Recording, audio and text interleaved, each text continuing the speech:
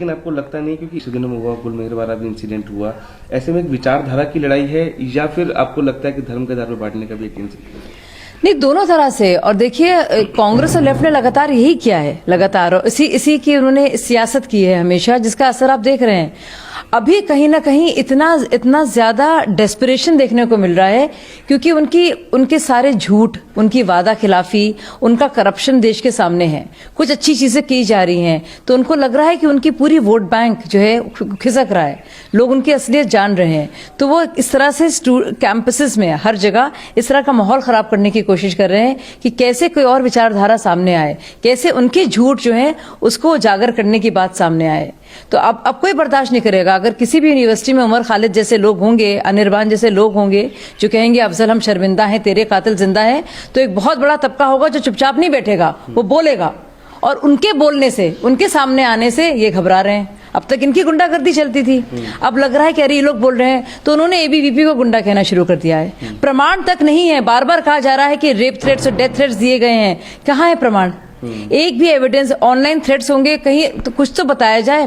आप एबीवीपी को बदनाम कर रहे हैं, इन्वेस्टिगेशन कीजिए, अगर वाकई में एबीवीपी का कोई है उसको सजा दीजिए, एनएसयूआई का है उसको सजा दीजिए, एसएफआई का है या कोई भी है उसको सजा दीजिए आप, कड़ी से कड़ी। लेकिन कम से कम इन्वेस्टिगेशन और प्रोब से पहले बदनाम तो ना कीजिए किसी इंस्टीट्यूशन को। इतना तक कि एबीवीपी वालों को खुद जाना पड़ा कंप्लेन करने के लिए कि हमारा नाम आ रहा है इसमें, प्लीज इन्वेस्टिगेशन की जाए। आप टीवी चैनल में जा जाके बता रहे हैं कि आपको रेप और डेथ थ्रेट्स मिले हैं, तो आप क्यों ही जा रहे हैं पुलिस स्टेशन में कंप्लेन करने के लिए? वहां कोई पुलिस स्टेशन में जाने की वो कोई कार्रवाई करने की बात ही नहीं कर रहा है। ये बहुत ही अजीब सी बात हो रही है। और दूसरी बात मैं बार बार कह रही हूं, कांग्रेस जो है और आम आदमी पार्टी और कम्युनिस्ट पूरी तरह से कह रहे हैं कि हम गुरमेहर के साथ हैं, भाजपा नहीं है। बहुत बुराई की जा रही है कि भाजपा के साथ किरण रिजिजू ने बोल दिया, हुड्डा ने ये बोल दिया, रणदीप हुड्डा ने ये बोल दिया और सहवाग ने ये बोल दिया और कोई सपोर्ट नहीं कर रहा है। भाई कांग्रेस सपोर्ट कर रही है ना, आप भी सपोर्ट कर रही है और कम्युनिस्ट तो खैर है ही साथ में। तो मेरा सवाल ये है, अगर साथ में है तो पूरी तरह से साथ देना, रामलीला मैदान में रैली करें, पूरे देश भर में रैली करें और कहें कि पाकिस्तान पॉलिसी को बदला जाए, हम पाकिस्तान के साथ अमन चाहते हैं। डोंट ब्लेम पाकिस्तान रैली क्यों नहीं कांग्रेस और आप मिलकर निकाल रही है? निकालें, हिम्मत है तो निकालें अपना पॉलिटिकल स्टैंड। अगर उनका वही है जो गुरमेहर का, तो निकाले।